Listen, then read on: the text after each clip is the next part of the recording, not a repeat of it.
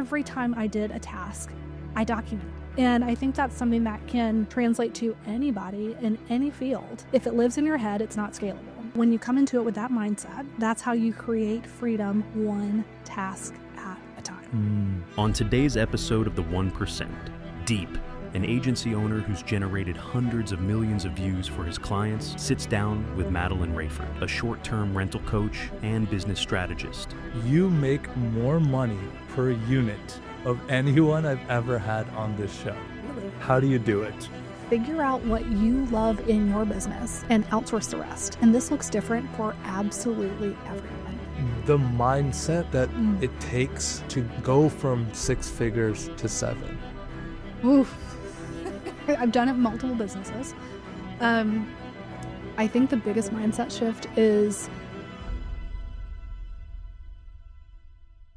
Madeleine, you make more money per unit of anyone I've ever had on this show. Really? How do you do it? Okay, when you say per unit, what are you meaning per unit? Because I have a few different businesses, so I'm happy to give you all the details, but I would love just a little bit more. In terms of per unit, what I mean is like effort, like per hour. Per hour. Yeah. Okay. So I run a short-term rental business. That is my first big foray into business. And so we run and manage 20 doors of Airbnbs. And because we have put the systems, processes, automations in place, and then have the team to run them, it's a 7-figure business that I run in less than an hour a week. That's the craziest thing ever to me. And first of all, we're definitely going to dive into all of that and the systems and everything. But when you talk about just in this whole world of info and selling info and that type of thing, people hear that and they, those who don't know, they're like, impossible. That doesn't make sense. I'm slaving away 60 hours a week and I'm barely scraping by. You're talking about 7 figures in an hour of actual like output. How do you build up to that? 1 unit at a time. So what I would tell those people is not too long ago, I started this short-term rental business back at the end of 2021. And I was burned out. I was a COO of a government contracting business, and I was burning the candle at both ends. I had a 10-month-old little boy, and my husband had a sales job. We were traveling over 100 nights a year, mostly in opposite directions. And I said, something's got to give. I didn't think that it would be my escape hatch, but it would give us options. That's really why we started this business. And so that first property that we opened in Athens, Georgia, ended up being so wildly successful that we opened 5 more in 6 months. Wow. And it was challenging, to say the least, but I knew that as we were scaling, I had to put on my COO hat and say, hey, I don't want to create another job for myself. So how can I figure out how to leverage things like my expertise to build the systems to where I am not having to be part of the day-to-day? And so I found the technology, I put those things in place, created SOPs, standard operating procedures for those of you not corporate people. And what that essentially did was every time I did a task, I documented it. And I think that's something that can translate to anybody in any field. If it lives in your head, it's not scalable. And so when you come into it with that mindset, that's how you create freedom one task at a time. That's so powerful. As a business owner myself, as you're aware, Jamie and I have built a content agency. And when I used to work a 9-to-5 job for the federal government of Canada, as I was, telling you briefly, it was 9 to 5. And at 5, I'd kind of clock out and turn off. And so I was lusting for this other life of freedom and abundance and running my own business and working for myself. Now, having done that for 6 years, I do realize that in many ways I have bought another job for myself. And instead of having one boss, I have like 20 plus bosses. Yeah. But in trying to systemize the business, I've found it really challenging because I don't have a COO background. Where did you start in terms of building SOPs and actually systemizing your business? So, I think it's important to realize that there are a lot of technology tools out there now, even this year, that I didn't have when I started this 3 or 4 years ago. But one of my favorite tools that I use Loom a lot. So I video myself going through it. Scribe is another tool, but now Loom has the same tools that Scribe has. I don't want to date this because technology is constantly evolving, but I just purposed myself that every time I was doing something, I was taking a video of it and then making sure that I had the steps there, even if I didn't have a team to do it. It was a mindset shift in my own brain of I am doing this now for the future team. You talked about burning the candle at both ends, and I can kind of relate to this. Totally. I mean, we're definitely going to dive into it a little bit, but it's these 15-hour days. The grind never stops. There's so much work to do, but I do see light at the end of the tunnel, and it's because of systems. I used to think systems are like the least sexy thing ever, and now I love them so much because I'm starting to see the benefit of what it's like to actually delegate and get things off of my plate. But I really do struggle with thinking, okay, what tasks or things am I doing that need to be off my plate? What do I truly need to be doing? And what can I just like delete completely? How do you structure that? Let's say for someone in the short-term rental space, how do you start getting in the mindset of, I need to write down the things that I'm doing and get them off my plate? So how I advise my students in my programs is, and really any entrepreneur, is figure out what you love in your business and outsource the rest. And this looks different for absolutely everyone because you shared with me, you don't hit record on a camera in your content business. You enjoy the sales. You enjoy like interactions with people. You love your podcast. So what my first tip is for anyone and myself is, if this drains my energy, if this doesn't light me up, if this isn't a core revenue driving action in my business, it's got to go because it's taking away from the passion that I have in my business and that you bring to your business. And so in the short-term rental space, there are certain people, I get engineers and doctors quite a bit. Engineers love analyzing deals, love running those numbers all day long. When you ask them to design a property that looks amazing and feels great for a guest, they suck at it. Yeah. They suck at it. And so everybody brings their own unique giftings and talents to short-term rentals or content business or whatever that business looks like. So figure out what really lights you up, your unique giftings and talents, and get rid of the rest. That's really powerful. Do you feel like the COO position that you had kind of gave you the mindset of like knowing how to break down everything into a process, or was it still challenging to learn how to apply that to business? I think it was a really good stepping stone. So what I've realized is I'm good at ops, but it's not what lights me up. And so I actually just brought on a new COO and across my portfolio of companies. He was my director of ops at the government contracting company. But it taught me how to think in a logical fashion of how to choose what to outsource. But it also showed me that my best use is being a visionary and having the space, and the systems gave me the space to be the visionary that I like to be. So when you first got stuff off of your plate, what did you get off first? Like, what was the thing that you're just like, I hate this the most? Let's see. What I should have done first was the bookkeeping. I think that's one of the hardest things for entrepreneurs is making sure that you stay on top of your books and you're losing. Sorry.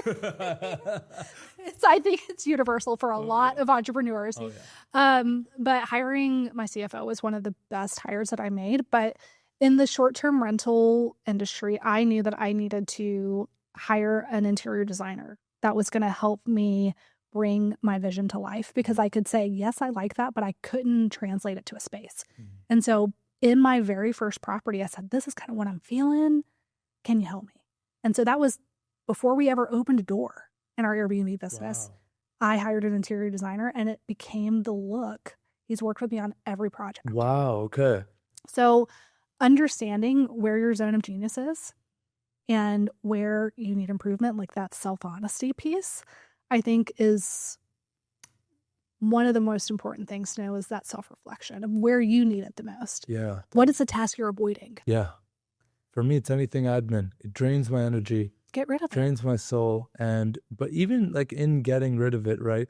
There are so many things that like I am still involved in logging into the bank accounts and certain stuff. It's like I'm trying, but there's so many things, and then budgeting and accounting and legal and just all the things. Why do you think that is?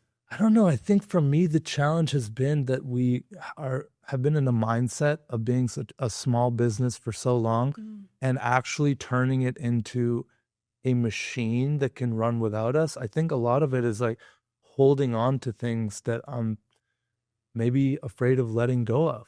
And as much as I hate the thing, I feel like I do the thing right, and I've always done the thing.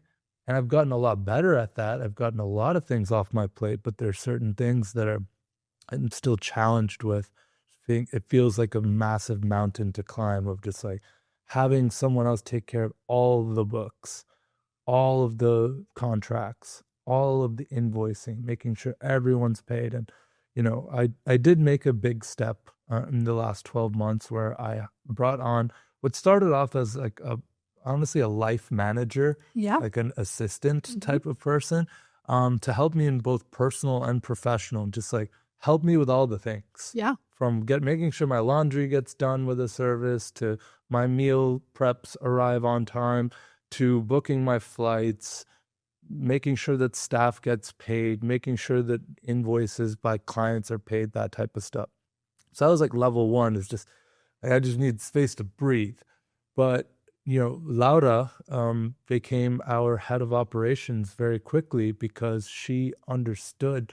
I would just dump onto these looms, like you said, and I would just be like, I'm a mess. My ADHD brain and whatever doesn't actually have an SOP for anything. I'm sorry.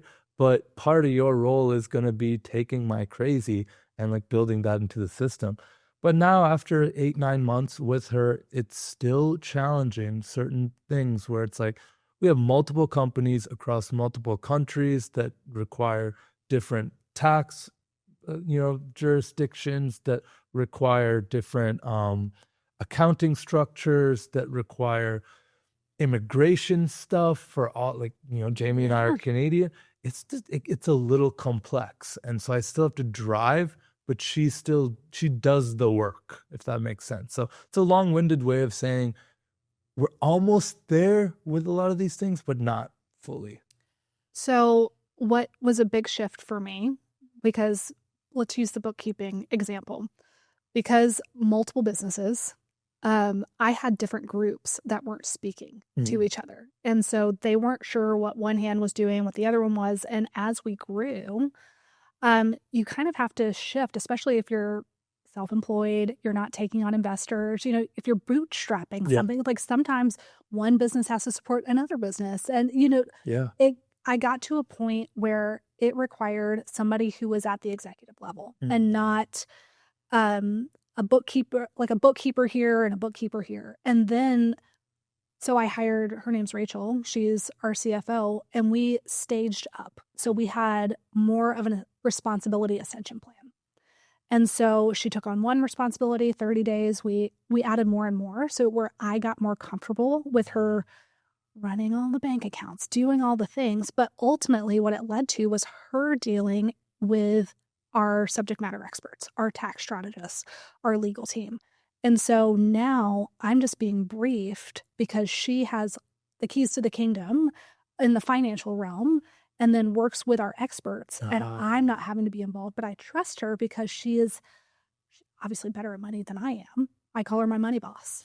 So finding that key person of like, yes, there's like admin and managerial, but having somebody who can truly step in the role that is more of the expert than you. It sounds like you guys are really close to being in that space. Yeah. That was a game changer for me, because she tells me now. People come to me, Hey, can we invest in this? Can we do this? Can we do that? I'm like, talk to my money boss. Talk to your money boss. Talk to my money boss. Talk to Rachel. Right. And it's really been a weight off of me to be able to not deal with anything. Well, because then you can focus on the actual thing where you bring the most value. You can do stuff like this. You can show up for your clients. You can come up with creative ideas. You can be a mother. You could do all the things that actually do make you happy and push things forward. I couldn't tell you if it's payroll this week or not. Like, I'm not moving anything around. I don't go into the bank accounts. Like, we meet twice a week for 30 minutes. One is big picture strategy, where we're going. The other is bookkeeping and admin. Wow. What are some of the other systems that run your life? Like you, I have a household manager. That's one of the main things. I have not done laundry in 15 years. I hate laundry. I hate it too. I think that is one of the biggest life hacks for anyone, entrepreneurs or not. I'm like, do you know that wash and fold exists? Like, why are you still spending hours doing laundry? It's crazy. Wild to me. Let's see. Some of the other things that run our life. Pretty much any type of household task I'm not doing, and which is surprising. And one of the things that I get, especially as a woman, a mother, I get a lot of, oh, it must be nice. And I'm like, it is nice. I built my life this way, but you got to release that guilt of, should I be spending my money here, or should I be doing something that lights me up, something that's a revenue driving activity? But that's something interesting that I wasn't anticipating when I started outsourcing a lot of things. Yeah. It's strange because for me personally, I had to reevaluate a lot of old friendships, and even people who are entrepreneurs or self-employed who just like don't get it. And it's from love, right? It's like I'll tell people that like, I don't believe in cooking at this stage of my life. I don't get joy from it. Okay, if I'm with somebody that I really care about and we're like intentionally cooking pizza together or something, or like making, like, that's different, but it's not something that brings me joy, and I have to eat 3 times a day. So I've just decided to completely outsource it. The challenge with that though is that you look at the budget and you look at how much you're spending on it, and it's like, I carry a lot of that guilt because of my upbringing. Immigrant parents, we got food at home, chill out. Like, what do you, why are you eating out all the time? And obviously, like, health aside, I just bought back so much of my time with that decision, and I could do stuff that makes me so much more money. But even then, I feel strange talking to old friends and people about that, because it almost sounds like arrogant or like it's below me, but like, it is. I don't want to do it. It does not bring me joy. Why would I do it? Why would you do it? Exactly. I feel the exact same way. So there was a point in my life before I got into short-term rentals, when I was COO, when I was traveling all of those days, I started a lifestyle website called Moderately High Maintenance. And that's where I learned how to create content and be really disciplined about it. I gave myself a schedule. I posted every Monday, Wednesday, Friday. Wow. A new blog post went out, social content to back it up. And very similar to you, getting serious about your podcast, when you were getting started with it, it was a lesson in discipline, and at that point I was gluten and dairy free. I have an autoimmune disease. And so I had to go on a very restrictive diet to heal my gut and just do it for my health. And so I had learned a lot of hacks and enjoyed cooking because it gave me freedom. Right. So I shared a lot of that on my blog. And now, if I cook, it might be once a week. I like to meal prep because of the efficiency, the systems. Like, that gets me going. If I can be really efficient with my cooking and put a system to it, then I'm down. Like, I just slung 20 burritos the day before I came down to Miami to be on this. I'm like, let me just crank these out real quick. They're so good. Anyways, but I don't find the joy in it like I did before. I'd rather take that time to spend with my kids. My husband does a lot of cooking in our house, or, we outsource that occasionally too.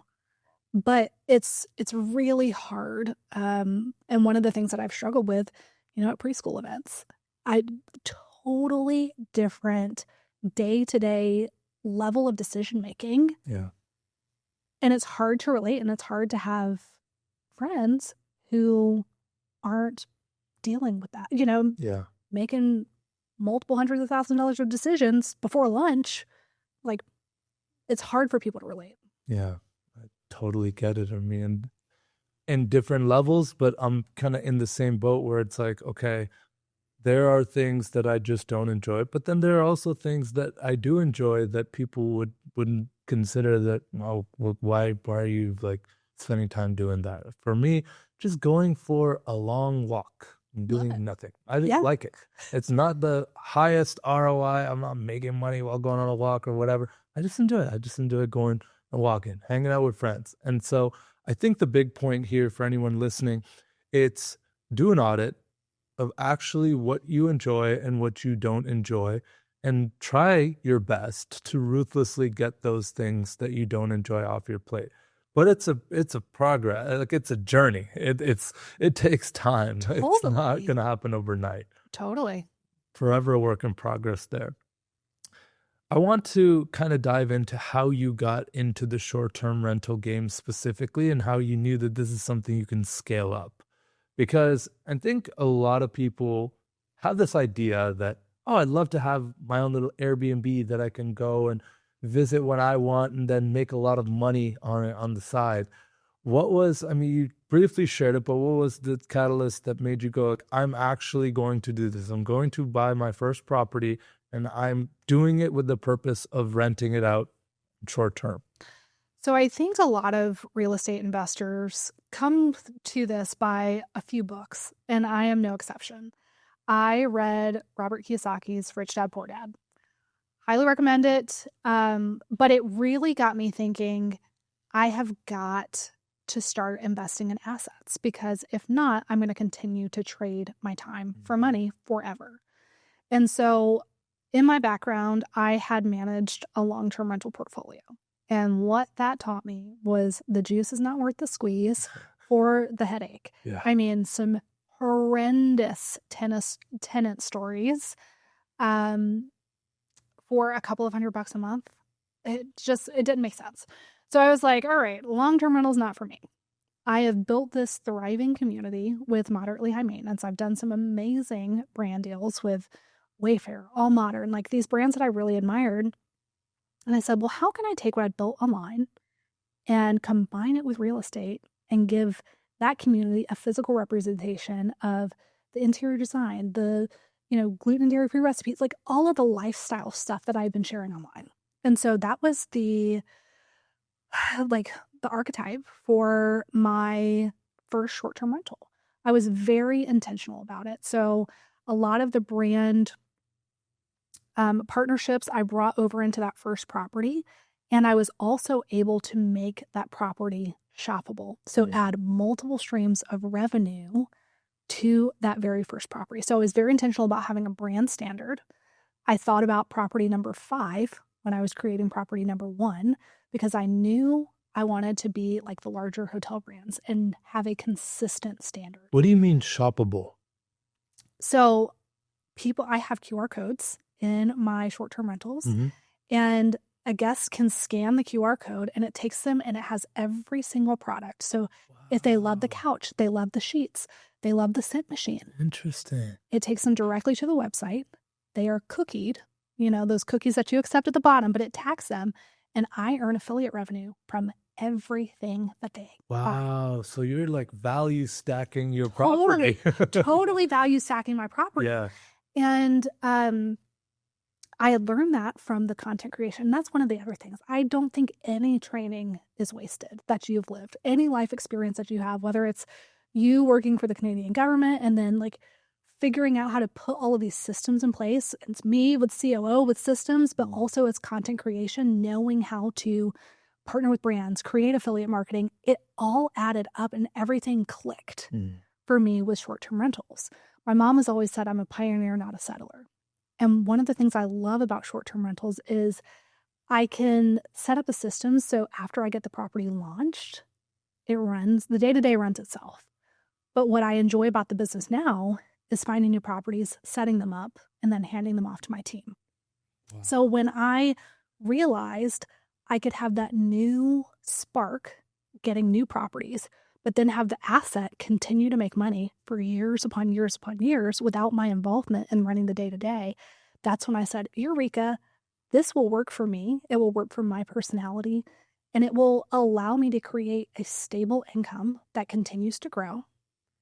And that's when I said, I could do this all day long. Wow. I could do this all day long. And then people started realizing and seeing my success. And I think part of that's because I was so passionate about it, am so passionate about it. They started asking me questions like, can I pick your brain? Can I take you for lunch? And that's when I decided, let me just create something like a little course over here. So I don't have to keep going to coffee and talk about Airbnbs.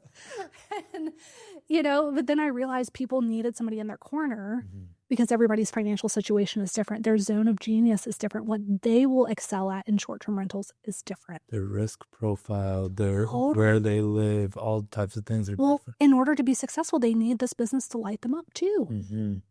It's not where the people who are not successful in short-term rentals are the people who are hobby host, the people who are saying, oh, let me just throw something up on Airbnb. That worked back in 2016. Yeah.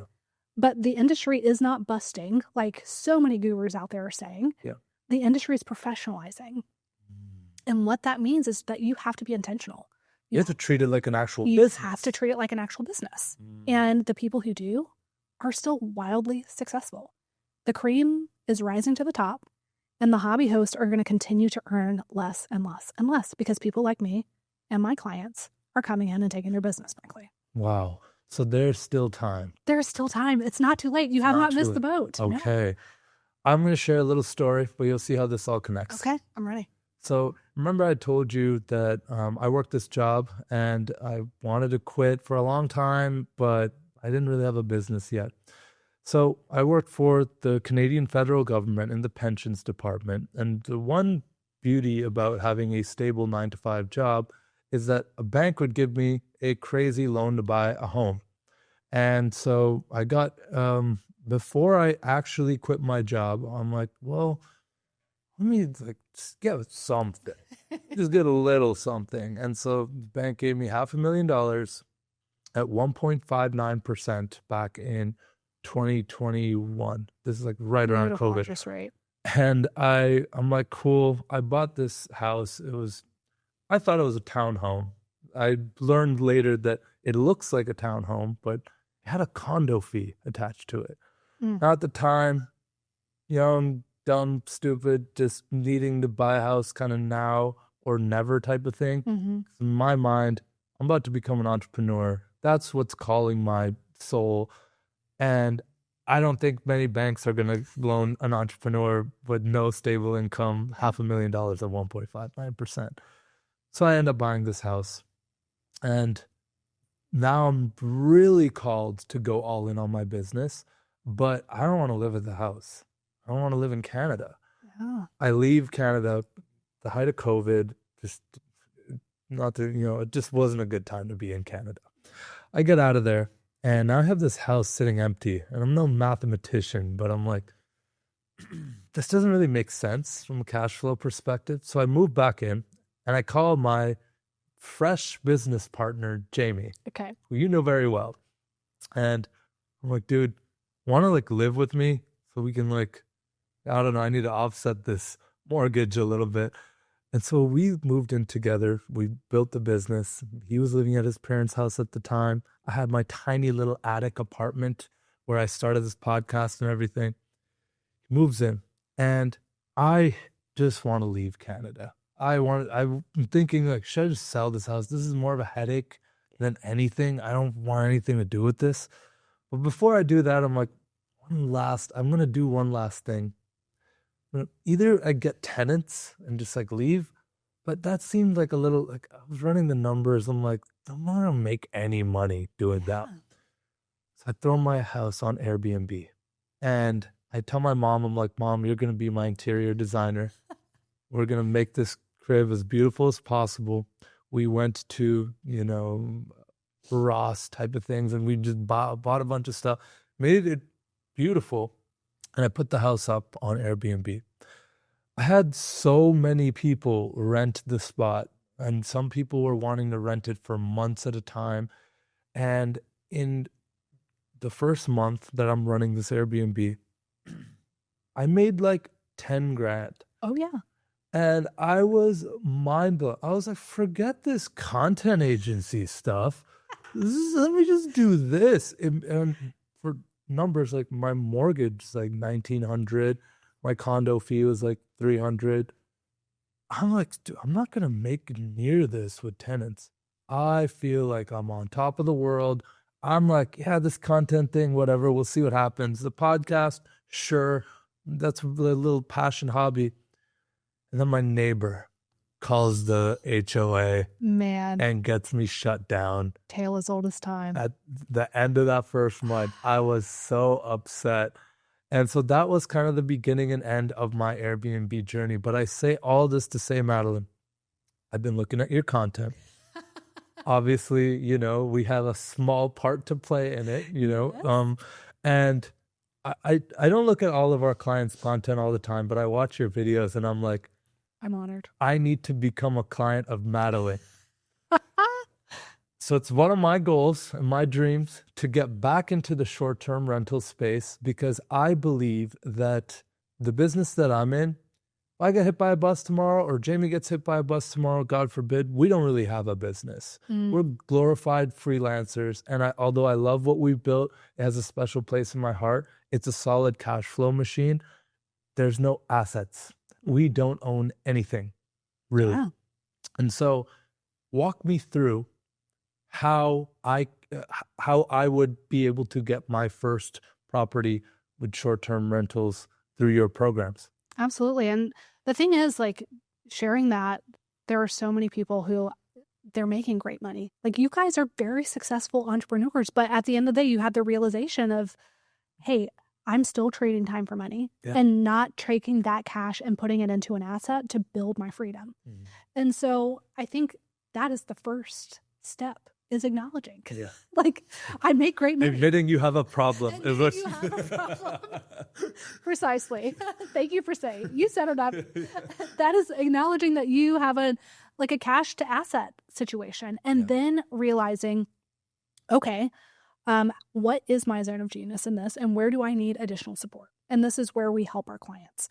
And the first thing to do is you need to figure out how much cash you feel comfortable allocating towards your first deal, because that is going to be the catalyst for the next chain of events.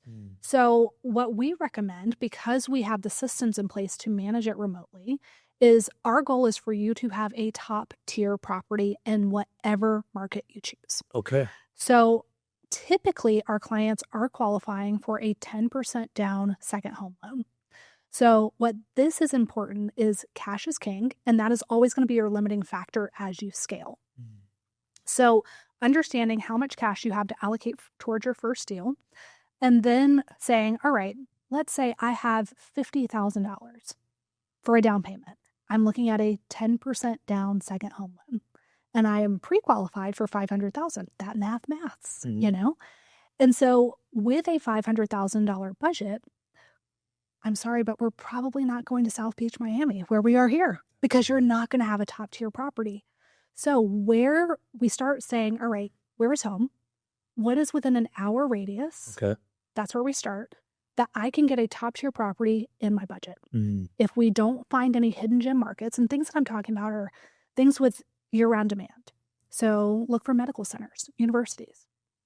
Let's look at, things that have industry coming in and out. And it doesn't have to be tourist industry. I have properties in tiny stinking little towns that dollar for dollar crush. Really? Crush. Is it because people come in there for business or something like that? And there's just... Okay. Yes. I mean, they're coming in, it's a regional hospital, so it's the only hospital for several counties. Oh, okay. And I know that's a foreign concept here in Miami where everything is so close, but you kind of get out into certain parts of Central Florida. Do not go to Orlando. For the love of God, do not go to Orlando. Okay. I'll give everyone that tidbit. Do not go to Orlando. Okay. The mouse does not pay well. Anyways, start concentric circles, 1 hour. And then expand your search to 3 hours from home. And we start running numbers. We start identifying markets that, oh, they have, a university here that has year-round demand because parents are coming to visit students. They're coming for orientation trips, like sports. Sports are great. Then we call planning and zoning in that market. You can look online, you can chat GPT it, but a lot of times regulations are in flux. And unless you call and get somebody on the phone and say, hey, what does it take to become a short-term rental in this area? Usually we're not afraid of regulations. Then once we've identified our budget, a market where the regulations work, then our team helps people start analyzing deals. What is actually going to make money? Oh, wow. Your team helps with that? Oh, absolutely. Wow. Like we walk you through that entire process. We connect you with our lenders who are qualifying people. We help you determine what your budget is. And then we're helping you say, all right, in this market, the best possible chance of your success is a 3-bedroom, 2-bath or a 4-bedroom, 3-bath. And then we start helping you narrow down your buy box so you know exactly what you're looking for. Connecting you with a real estate agent who specializes in short-term rentals. And then we're helping you run the numbers on every single deal and know what amenities you need to be competitive. That's the key here. We have to focus on elevated guest experiences like we were talking about earlier. Hobby hosting is not going to cut it anymore. So then we walk people through how to physically set up this property for success. All of my furniture that I put in my property, so we have a buying guide. We help you walk through the physical setup. We don't do that for you. But we walk you through what it takes to be successful. And then after we get the property ready to go and be listed, we walk you through the exact digital systems that you need to run it in just a few hours a week like I do. All of the systems, processes, automations, my team is holding people's hand through that completely. Wow. And so are there different levels at which people can come into your programs to get help with this type of thing? Totally. And so we have our self-directed courses, which you can access at any point. So what we call is an ascension model, depending on how much support that you need to be successful. Most of our clients value efficiency and accountability. We deal with a lot of highly driven folks just like you who want somebody in their corner. Yeah. So we offer our self-directed courses, but most of the time I say go for the one-on-one mentorship. Get our team as a force multiplier in your business. Yeah, because it's all about speed as well, right? Like you could sit on this idea for a very long time, and in that time, if you make the investment into something like this, you could actually get started and actually make some money and make your money back. Absolutely. It's opportunity cost because when we're underwriting a deal with our clients, the minimum we are looking for them to cash flow is $1,500 to $2,000 a month. That's profit after all bills are paid. So when you start doing that math, every month that you're not open is $1,500 to $2,000 that you're never going to get back because you can't host people that month anymore. So speed to getting your listing open has a true cost associated with it. And so being able to shorten that window, 75% of our clients are under contract on their first or next property in under 30 days. What? 75%. That's insane. Isn't that wild? I thought it would take 3 months of just learning and figuring it out. Under contract in under 30 days, 75%. And then we're closing. Then we have a very clear path to setting this property up and getting it live. Most of our clients are live on their property within 3 to 4 weeks of closing on it. I mean, which is unheard of for people who are actually being professional in this business. Stupid question here. No stupid questions. Why do you recommend it be close to where you live? That's where I help people narrow down the search. I've got plenty of people who live in California who host on the East Coast because that's where their budget got them a property. But what I found is people get into analysis paralysis. And so giving people a very clear next step to search, we start with budget. How much cash do you have to allocate? It makes it real. It makes it real. How much cash do you have to allocate? What are you approved for? Let's start the search 1 hour concentric circle. Then we go out further. Then if we don't find anything, what's the closest direct plane flight? But it's not a requirement. But just like with anything, your first property is always going to have a learning curve no matter how much support you have. Or believe me, I learned that the hard way. You learned that the hard way. And so being able to drive to it, at least on property number one, does have an intangible value. So if you're going to look anywhere, why not start the search close to home? And then if we have to go further, we have to go further. Got it. We'll support you all the way through it, but it at least gives them a starting point. I think the mindset that I've always had around Airbnb after that experience was, well, I'll do that someday in the future as a hobbyist for some kind of really cool spot in a place where I want to go and use it for myself. And the rest of the time it can be rented out. And Jamie and I, it's funny, when we started this business, we actually told ourselves that we're going to have a small little fun fund. We're going to take 5% of what we make and we're going to put it into a fun fund. And we're like, you know what? And that didn't last very long. This is the game. Cash flow is it's always hard. Did not last long. But we were talking about it early on. Like Jamie has this skill set of being able to really communicate well on what makes a property or a place really beautiful, spiritual, fun, whatever. And we both have a shared passion for travel. And that's something that we really connected on. And we had talked even early on that, yeah, one day we're going to have our own like little dream tree house or something like that, or something really cool that we can invest in. But then life happens and, it just becomes a dream that, we're like, do we make payroll or do we like, so all that to say though, if we had $100,000 sitting on the sidelines, what would you recommend we do? Obviously, you have to do a lot of the homework and stuff, but just for the sake of this podcast, if we had $100,000 that we could put towards something, you would help us with that only in the US, or how do you help people? We help people all over the world get started in short-term rentals. Okay. So the thing is, we have people who come to us who are saying, hey, I want to leave my 9-to-5 yesterday. Okay. I have $100,000. What is the fastest path to escape a 9-to-5? We have people who come to us and say, hey, we love, this beach town because we've been going with our family for 30 years. We want a place here within our budget because we want to use it. So I'm very similar to you guys. The places that you love to go, you want to be able to use it some personally. I'll make it real. Okay, make it real. For us, where we'd want to do it is Medellin, Colombia. Okay. We love Colombia. We spend a lot of time there. We go there multiple times a year, and Airbnbs go crazy in and around that area. As long as the regulations in the area are good to go, let's assume that everything is good. We've done our homework there. We would say, okay, $100,000, this is what we want to allocate towards this deal.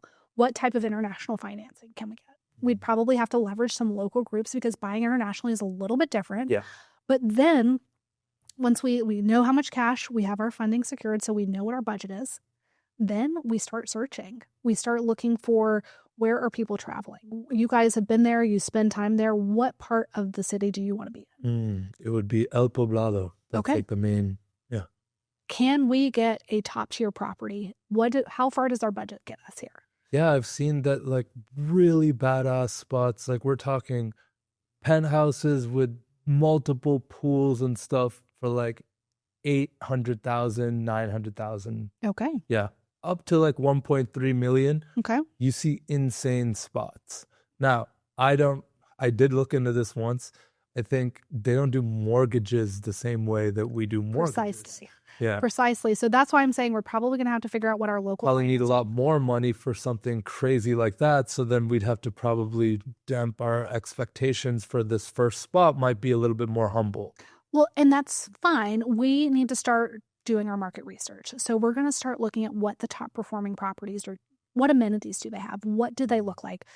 And I'm not saying it has to be a penthouse with a pool and a rooftop and all the things, but what can we expect a property within our budget to bring in? And we start running the numbers saying, okay, if we add this amenity, we can increase our revenue by $5,000 on average by looking at the comparables. And that's what our team helps with.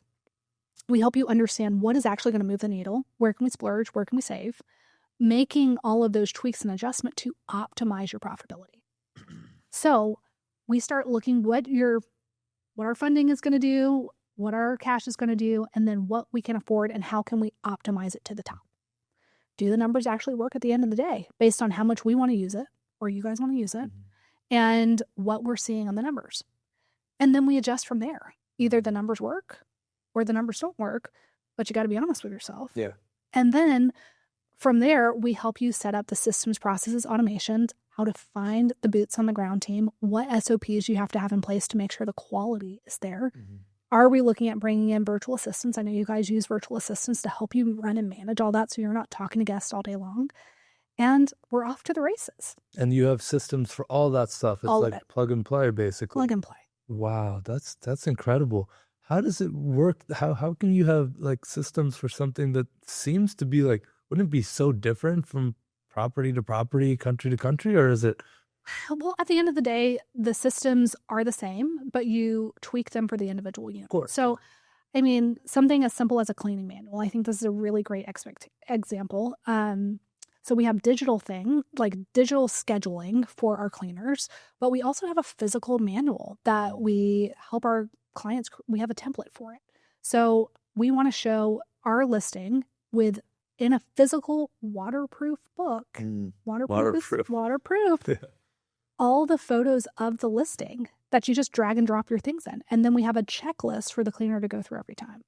And then on the back page of it, it has the template for the handwritten note that we leave each guest. Wow. So the cleaner knows exactly what to write on the handwritten note so that the guest feels cared for and appreciated.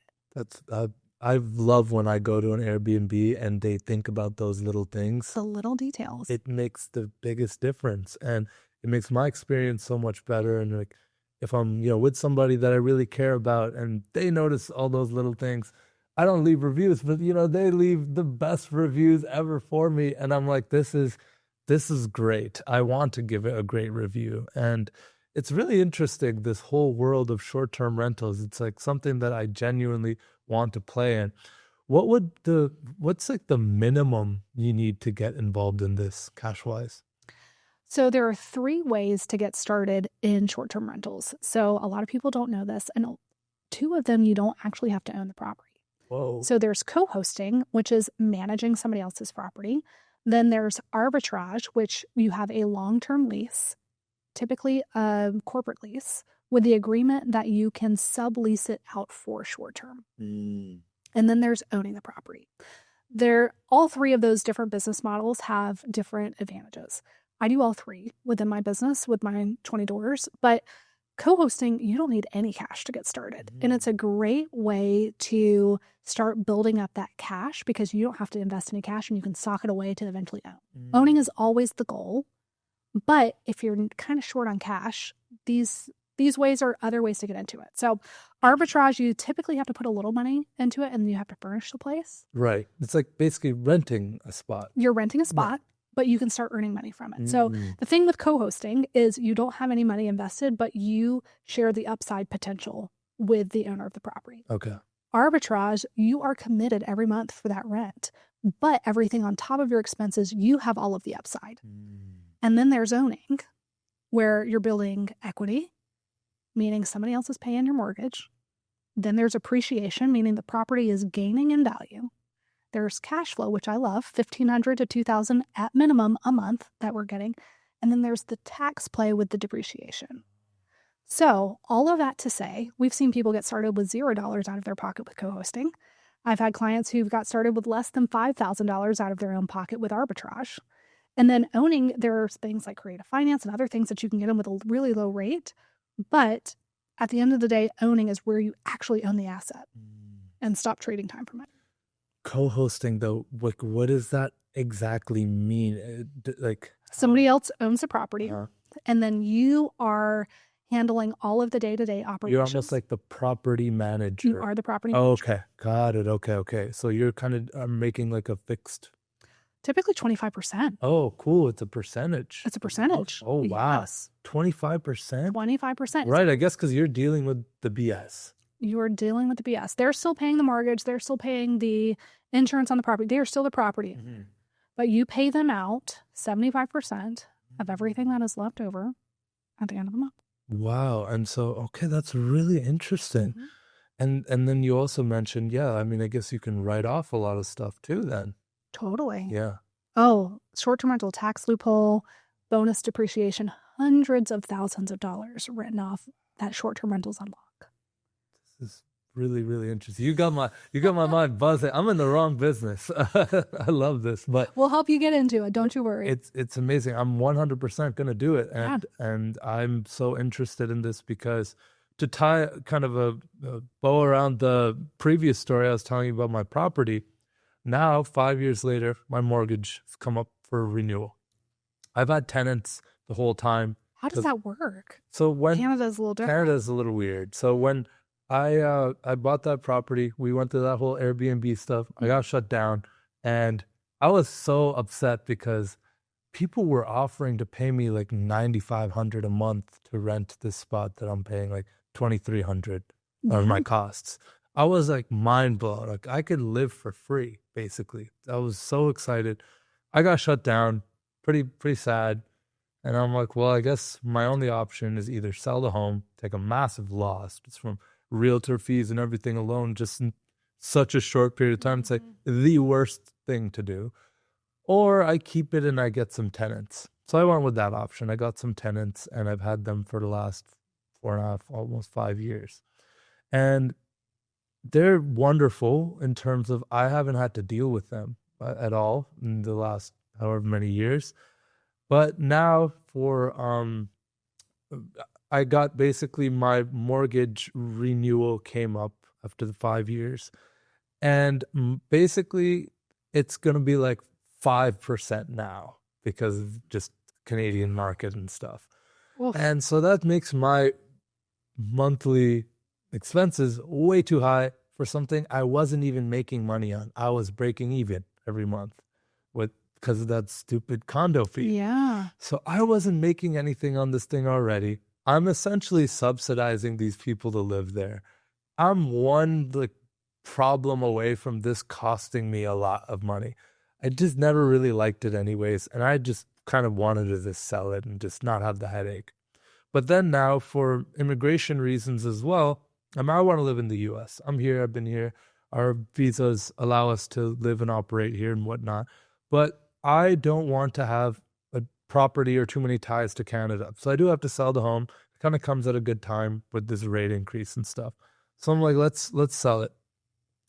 Going through the whole process of now having to sell this home, it's just so annoying. And seeing kind of the shape that the crib has been left in by tenants, I don't want to, disparage them, but it's just, I'm going to have to deal with a lot of BS now. Now, I'd be happy to deal with BS if I was paid adequately, almost $10K a month to deal with that BS. Absolutely. So with that, did you ever explore renting it midterm? No. So a lot of people who in markets that short term is discouraged by the regulations, they go the midterm route, meaning furnish rentals, but for 30 to 31 days or more. Oh, okay. And I wonder if your condo association, if you're renting month to month anyways, does it have to be an annual or can you rent month to month furnish? I never even considered that. And I feel like most people would, if you're not allowed to short term, you just kind of go, well, I guess I'm not allowed to do anything except a lease. But furnish midterm is lucrative as well. So if you have people wanting to rent it for a month for $9,500, you already had furnished the place to have it on Airbnb. Yeah. Interesting. I don't know how much of a headache it is or if the numbers make sense with your selling, but it could be an option. Yeah. The thing with short term is you might get people who mess up a few things, but there's something called reservation specific insurance that we incorporate into every single reservation. Okay. So the guest pays a trust and safety fee. And what it essentially does is it buys an insurance policy on their stay. So with the policy that I have, it covers me for up to $5,000 in content damage with a $0 deductible. Wow. So if they stay in the sheets, they break the wine glasses, we claim it. We never have to go back to the guest. And they're paying that. They're paying it. They're paying it. We don't tell them that they're paying it because we don't want to give them like free reign of like, oh, I already paid for this, so it doesn't matter. Smash the spot here. Yeah, we don't go that route. Right. But what I found with long-term tenants like you're dealing with now is they are in the space. They don't treat it like it's theirs. even short-term guests, if they mess stuff up, we get a cleaner in there, we get a handyman in there, so it doesn't compound like you're seeing with somebody who's been in it for 4 to 5 months or 4 to 5 years. Wow. I hadn't considered any of this, so I'll definitely look into it. Yeah. So you've said before that you kind of got exhausted, building someone else's business, someone else's success, I think is how you said it.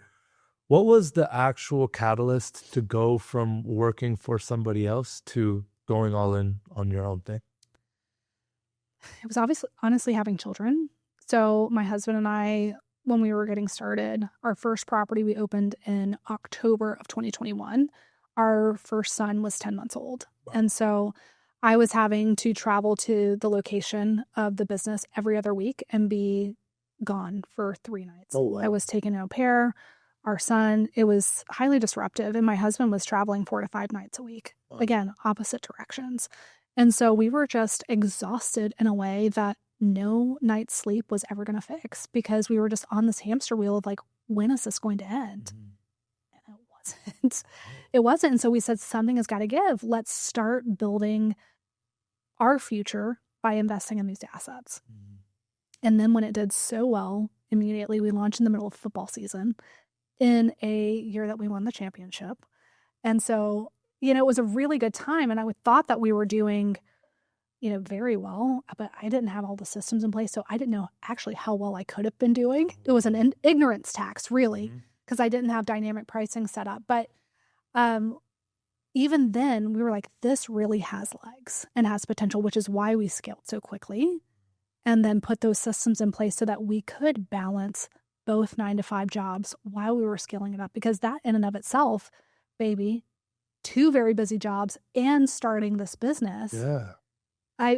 It was burning the candle at both ends before we even started this business. So we didn't have the bandwidth, and we were forced to build this in a way that was going to be sustainable because we were already so taxed going into it.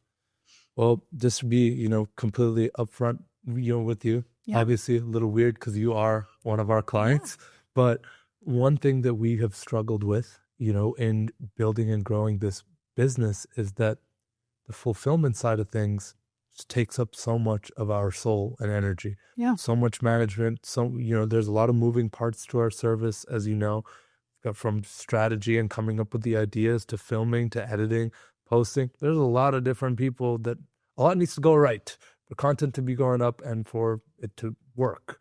Right. And so the thing that I have been challenged with this whole systems thing is that Jamie, my business partner, and I both are not naturally systems-minded people. We work really hard, and I think we're both visionaries in different ways. We complement each other a lot in that, I can sell and he can fulfill. We're kind of hitting a wall. Yeah. With how much he can really handle. I could sell a lot more. I can go get 20 clients tomorrow. I have no problem doing that. But there is a bottleneck on fulfillment. How would you, you have a unique perspective here. How would you begin to get stuff off of Jamie's plate so that we could potentially take on more business? I would hire a fractional COO. I've got the guy for you. Okay. Because you need somebody who is ops minded, and I think you need a fresh set of eyes on what you close to the sun. We're so in it. Yes. Yeah. And sometimes it takes a fresh perspective coming in, really taking time to spend with you, taking time to spend with Jamie, having conversations like, what do you love? What is the first thing that you would get off your plate? And then them taking that over to put the systems in place to support you. So you're not taking the mental energy to try and figure all of that out. Because if you have to devote the mental energy to figure it out on top of that, it's too late. And that's what I'm talking about. Like when you were in that position where you have the baby, you have the job, and you this business now, something has to give. Something has got to give. Yeah. Yeah. And so what's the challenge right now is everyone's like, oh, just build systems. It's like, well, we're trying, and we've invested one time I dropped $50K on just this one course program that was supposed to help us with this. And it ended up nothing's ever lost. I never look at it like we lost that money. We learned some things and stuff, but what we needed is someone to come in and like implement. Totally. Not just another course or just something like, yeah, I know, like in an ideal world, you need to do this, this, and this. Like, I get that. But like, if everything's like, we're in it right now, how do we remove ourselves, see the forest from the trees, and actually take the stuff off one by one? It's just, I mean, I don't want to make the whole podcast about this, but like, it's challenging to go. It's like a chasm between when you're doing like anything under like 30, 35,000 a month. I feel like you can kind of handle it and just brute force it, right? But then we've gotten to $100,000 a month many times, and then everything falls apart. Yep. So there's almost like, I almost have this like a governor, like this limitation that I've almost imposed on growing past that, because I'm like, well, I don't want to lose Jamie. I don't want our clients to suffer. I don't want the product to not be of quality. So I almost just like, you need a force multiplier in your business. Mm-hmm. And so I don't know if you guys have explored this before, but we've been in a very similar space in our business of, I have Abby, who's my right-hand woman. Shout out to Abby. Yeah, shout out to Abby. And she's like taken on so many responsibilities outside of her role as director of marketing and sales. And just kind of by default, Rachel, our CFO, has done a lot of different tasks that technically fall outside of the scope. That's Laura for us. Yeah. She is that. Like people picking up different pieces of what a COO role would be. Mm. And so I knew who I wanted to hire. But I had to hire him away from a very large company in New York, and I had to grow to a place to get in there. Yeah. To be able to be competitive. To afford. And so I found somebody who I could turn up and down as needed. That's why the fractional piece is really key. Yes. Because you need somebody with executive level. Yeah. And now I work with him on a project-specific basis. So anytime I have a new frontier that I need, that, Dan is coming in and is going to run the, day-to-day operations across my portfolio. But in case I need to ramp up somebody, being able to use them on an hourly basis in a month, if I need to manage cash flow a little bit, I can prioritize or deprioritize new objectives. Wow. But it's somebody with that executive level experience, which I think is so valuable. That sounds like exactly what I need, actually, because I mean, to me, full-time COO who's actually done the level that we need, we can't afford it. Yeah. We straight up can't afford it. But we also can't afford not to afford it. Right. I'm a firm believer in hiring before you feel financially ready, because you'll grow to that point. Right. But there's a point to where that becomes unwise. And so being able to have somebody that you can kind of flex up and flex down and having that fractional capacity, I think could be huge for you guys. And it's been a really good stopgap for us. I really appreciate that. We'll definitely connect on that after. Yes, absolutely. I do want to kind of switch gears a little bit to, we've touched on a lot of this, but not specifically, is the mindset that it takes to go from 6 figures to 7 plus. Yeah. Oof. I've done it in multiple businesses. I think the biggest mindset shift is having it be introspective. Like, who do I need to become to be able to hit these levels in my business? What do I need to get my own pride out of the way so that I can outsource this to somebody else, because I'm not the sole person who can do this and do this well? How can I shift my energy to focus on empowering my team instead of micromanaging? Wow. And so being able to really have the confidence and like step back and let my team excel has been the biggest shift. Also, investing in an executive coach has been one of the biggest shifts that's gotten me to grow past that. So how often do you meet with your coach? Every other week, 2 hours each session, and sometimes a little bit more, depending as needed if bigger things come up. But she's been pivotal. She's actually co-facilitating our retreat in Costa Rica that we're going to in a couple of weeks. So She started working with me, and then I actually asked her to start working with my team. And we empower the team through their own mindset and personal wealth journey with that. Wow, that's so interesting. So you guys do in-person retreats? We do. Yes. It's for your clients or for your team, or what is it? So we do in-person retreats for our clients. So we have an Athens mini retreat where you guys will be speaking in May. We're thrilled to have you guys come and speak to our clients with that.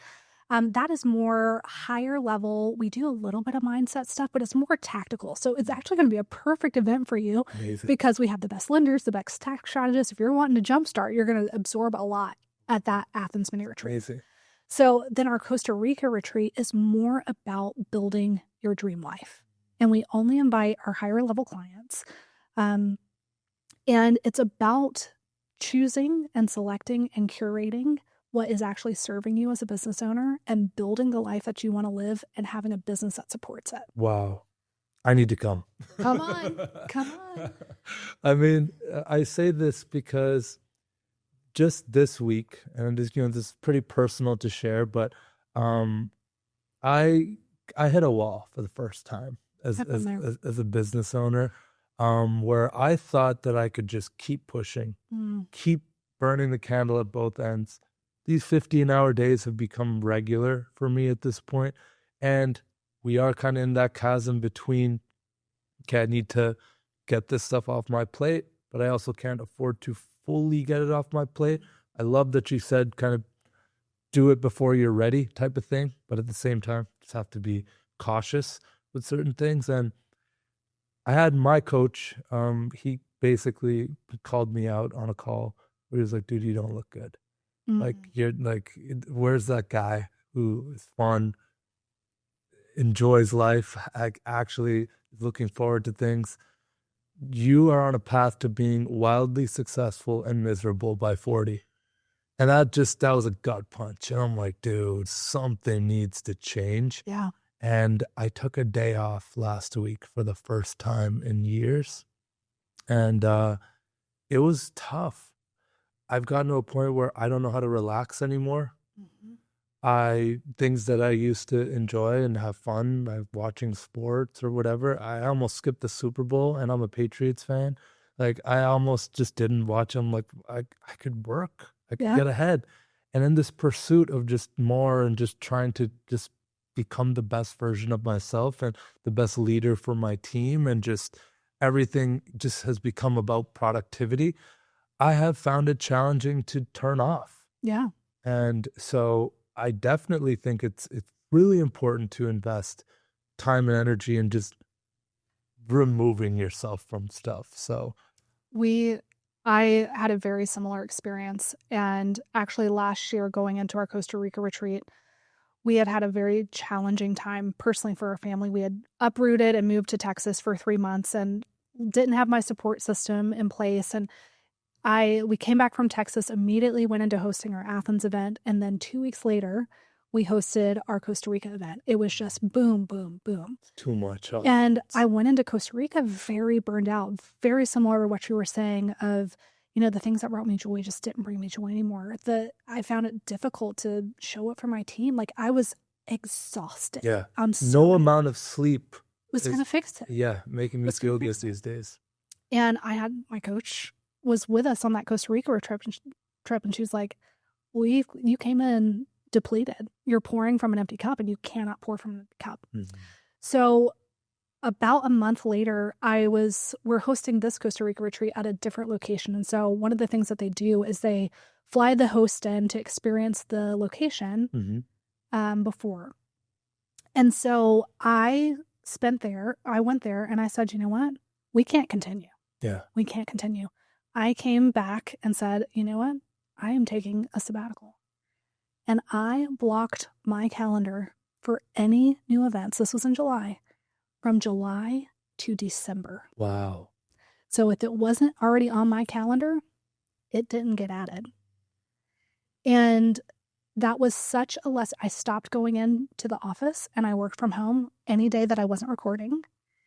I chose to be present with my boys because I essentially had taught my body how I'm only successful when I hustle. Yeah. And the lesson there that I worked on really hard with my coach was my nervous system was seeking out the experience of I do my best work when my back is against the wall. Oh my goodness. You're taking words out of my mouth. Like, that's exactly what I've been saying. She's like, so you're training yourself to put your back up against the wall. And always be in fight or flight. Exactly.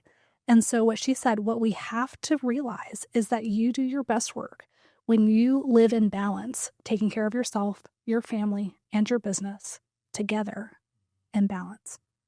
And it was the biggest shift that I've ever had. And the craziest thing is the first month that I took off, my business hit record revenue numbers for 3 months in a row. That's crazy. That's almost like God, the universe, basically saying, you're on the right path. You're on the right path. You're doing the right things. Yeah. I mean, numbers we had never seen before, and I wasn't involved. Well, I don't know if I could do 3 months, but you don't have to. But I had many more years of burnout. I took a day. You took a day. That's a smart. Half a day last week, and it put so much into perspective for me because I am operating from a burnt out place and keep moving the goalposts of like, no, but when we get here, and it's just that's not real. And so I almost got forced to take a day off by people around me who care about me. And you know what? There were still fires, there were still things, and I just sent them to the team, and I learned that everything was going to be okay. I'm not all like that important. And I think I've just trained myself to believe that my utility and like my worth is tied in being important and being needed.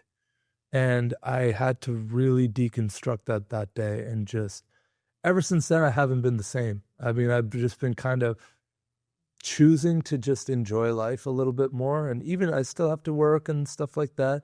I love what I do. And that's what makes this ultra challenging because I do love it. I do believe in it. And I do see that it allows me to do this, which is my calling, which I do want to do for the rest of my life.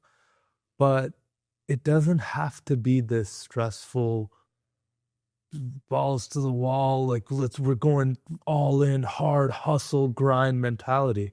I think I can close the laptop at 10 p.m. and everything's going to be okay. I think you could close it at 5 p.m. That scares me. That scares me. I've been closing it at like 1. I don't know. That's scary. I definitely need some work to feel like I could do that. Come to Costa Rica. Give us 5 days. Okay. I'd love to. When are you guys actually doing that? March 3rd through the 8th. Okay. We'll have to talk after this. We'll talk after this, but we need a deep soul reset. I feel like I definitely do. I call it a sacred pause. Sacred pause. Yeah. Create the space to dream. You talk about your family a lot. I think it's a very important part of your life. And one thing that I found out about you that I find really interesting is that you bring your 3 and 5-year-old, is it? To every property viewing that you do. Yeah. Why? Because I want to instill in them a love and a knowledge of real estate. One of the interesting things that we're planning on doing is homeschooling them because I think that the current education system isn't set up for the future. It was set up in the industrial age for training factory workers. Yep. And I want them to be free thinkers and I want it to be fun for them. Right now, they're still at the age where they love doing everything with mom and dad. We're still their heroes. I know that's not going to be the case forever, but I want this to be something that we do together, something that we enjoy. You know, the whole thing about building a business with assets is one day I'm not going to be here. I'm building it for them should they so choose to want to do this. So I had the benefit of growing up with an entrepreneurial family. My dad's an entrepreneur, and he always involved us in things. And I grew a love of business. He's my greatest mentor in business. And it's something that we share in our relationship. And I want to make sure that I pass that on to my kiddos. That's beautiful. Did becoming a mother change your ambition at all? 1,000%. My husband jokes that every time we have a baby, I have a new business And so the first one was the Airbnb business. That was when we had Rhett, our oldest.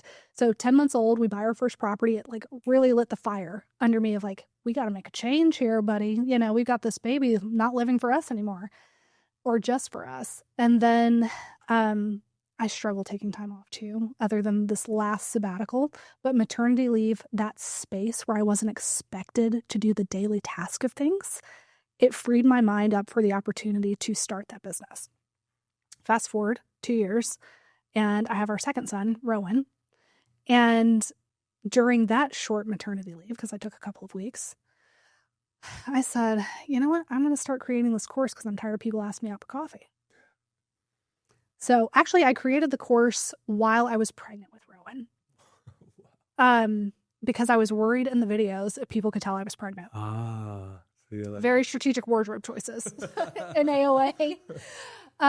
But that is when Rowan was 6 months old, is when we started our true mentorship, because that's when I realized that our clients were most successful with us in their corner being a force multiplier.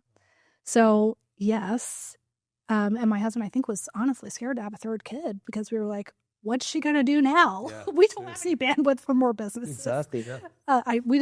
We feel our family is complete with 2 children. Let me just say that. It wasn't me pushing for them, but it completely changed my motivation. Honestly, I became so much more efficient with the use of my time, juggling all of the different facets of my life. Wow, that's so interesting. And so did it put things into perspective for you that I want to go even harder, or did it make you want to slow down to be there for them? Both.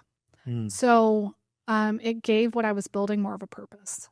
Not that I didn't have purpose before, but it had a greater meaning. Right, because it wasn't just about you. It wasn't just about me anymore. Yeah.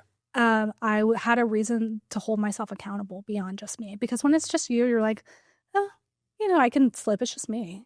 But it's like, no, I'm building a future. Yeah. I'm building generational wealth. And I think that's one of the most beautiful things that I see with a lot of our clients is the ripple effect of, because we do talk a lot about mindset, in addition to the real estate and the wealth building and all of that, is the generational ripples that our work with our client is building with their mental health, with their mindset, with their wealth.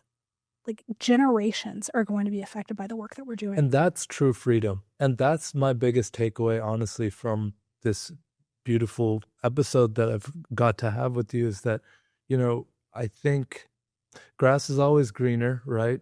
When I was working a 9 to 5, I'm like, I just need to be self-employed. Mm-hmm.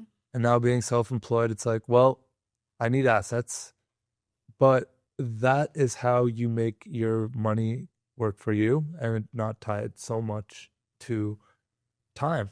And it's almost like, I think about that quadrant in Rich Dad, Poor Dad, and we should rename that book Rich Mom, Poor Mom, right?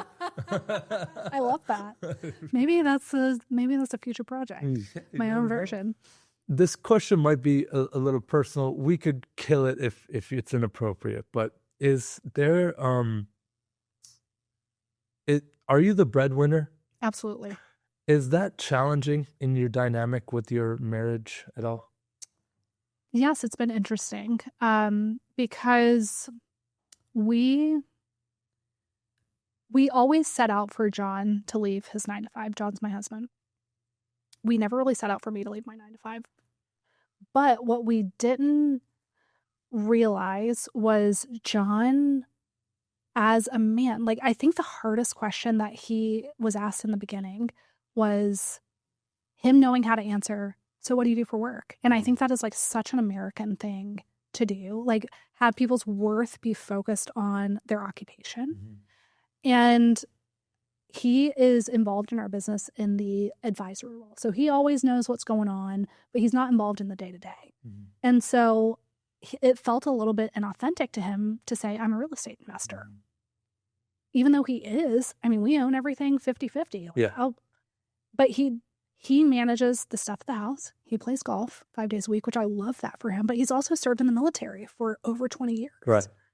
I'm like, you have more than earned your freedom to do what you want. Yeah. But it's challenging because most people in our circle are still working 9 to 5s. He doesn't have, the only people he plays golf with are retired in their 60s and 70s. So he's like, what do I do? I'm like, we find a new circle, the people who are thinking more like us. But there's been therapy. There's something that we work through daily, but we've gotten better at our communication. It's just, our story's been really interesting through the journey of both being in 9 to 5s, being really burned out with that, through the shifting from one leaving a 9 to 5 to both leaving a 9 to 5, and then finding purpose beyond that. Yeah.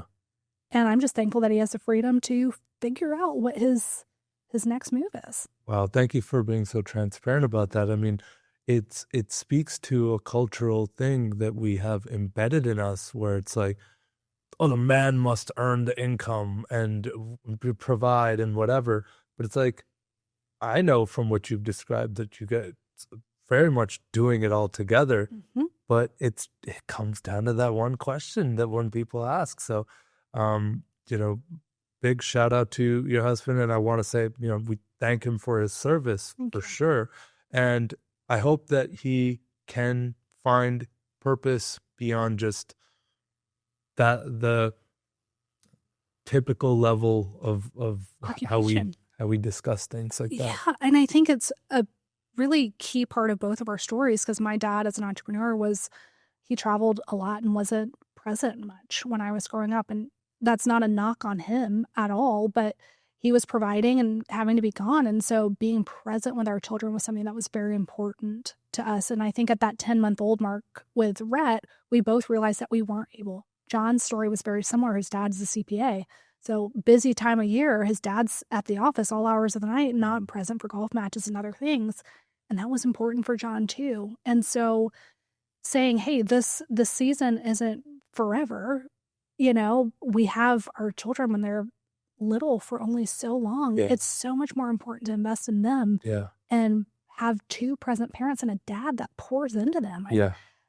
We talk about the generational ripples, like that is going to break the trend that both of us had in our parents, and actually have 2 present parents pouring into our kids. I mean, that's way more important. I can't think of a better purpose. Yeah. But how do you explain that in a networking setting? So, man, what do you do? Yeah. Yeah, it's just hard. But I don't think that's a John problem. I think that's a cultural problem. Yeah. And so I actually shifted that in how I have conversations with people when I meet them. And I started asking, what do you do for fun? Like, what lights you up? What's your passion? Yeah. Because I think that's just so much more of an interesting question. Oh, yeah. But it took me living that experience with John of just every time we met somebody new, I could see it on his face. Like, how do you navigate it? So I love that question. Stealing that, by the way. And what I've been doing and what I've asked people about, and probably how I'm going to close out this episode here today, is what are you most excited about right now? I love that one. Yeah. I love that. Because you get the real answer of like, not what they do or like what they're doing or even what their goals are. Like, what excites you? What excites you? What lights you up inside? I love that question. Are you asking me? I am. Okay. So I think I am most excited about seeing how it all continues to weave together. So I shared trying to find that balance between taking care of myself, my family, and my business, continuing to make efficient changes in how I can better have me time, better pour into my boys, better pour into my team. Because when I live life in balance like that is when rocket fuel gets poured onto all of it. And it all just becomes so much more rich, so much more deep when the revenue comes. But I mean, that's not the point. It's about being truly fulfilled by taking care of all 3 of those and just that constant pursuit of being 1% better. Wow. Beautiful. I'm going to close it out actually with one last question. Okay. How do you want to be remembered by your kids?